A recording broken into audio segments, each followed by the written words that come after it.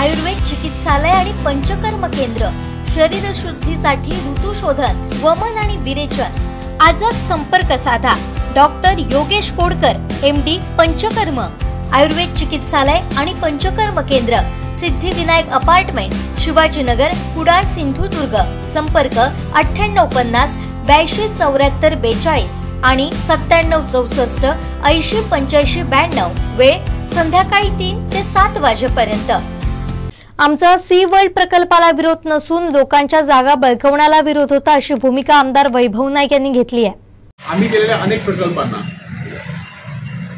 या सरकारने विरोध केला होता, परंतु जे प्रकल्प 2019च्या सरकारमध्ये मंजूर, 2014 ते 19च्या सरकारमध्ये मंजूर झाले, ते प्रकल्प मात्र आम्ही पुन्हा त्या प्रकल्पाला कधी विरोध केला नाही। तर ते प्रकल्प पाणबुडीचा असू देत, परंतु आम्ही जे प्रकल्प जिल्हा MPDC मधून आणले, मग सिंधुदुर्ग किल्ल्याचं लाईटिंग शो असू दे,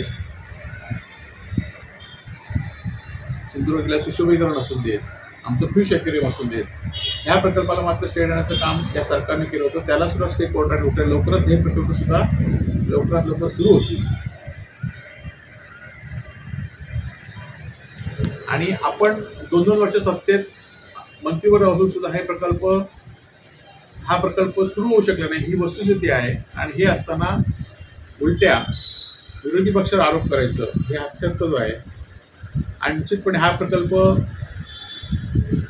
तो वेंगुर्ला, माझ्या मतदारसंघामध्ये असला तरी, वेंगुर्ल्यामध्ये असला तरी पर्यटक सिंधुदुर्ग जिल्ह्यामध्ये येतील आणि हा प्रकल्प सुरू झाला पाहिजे यासाठी आम्ही सातत्याने आमच्या पद्धतीने सुद्धा पाठपुरावा करू।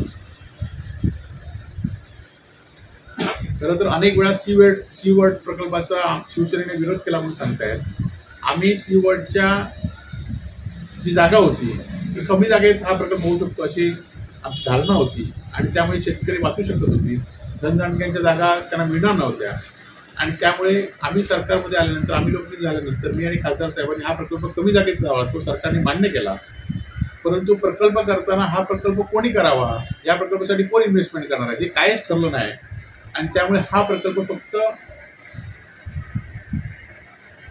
लोकांना विकासाची आशा दाखवण्यासाठी होता, निवडणुकीच्या दृष्टीने होता। या प्रकल्पामध्ये कुठल्याही जागा खरेदीसाठी तरतूद होती। ज्या जागा शेतकऱ्यांकडून काही लोकांनी घेतल्या होत्या, ह्या जागा खरेदीसाठी तरतूद होती, परंतु या प्रकल्पासाठी आजही कुठली तरतूद नाही। आणि त्यामुळे तरतूद असलेला प्रकल्प हा निवडणुकीचा गाजर होईल।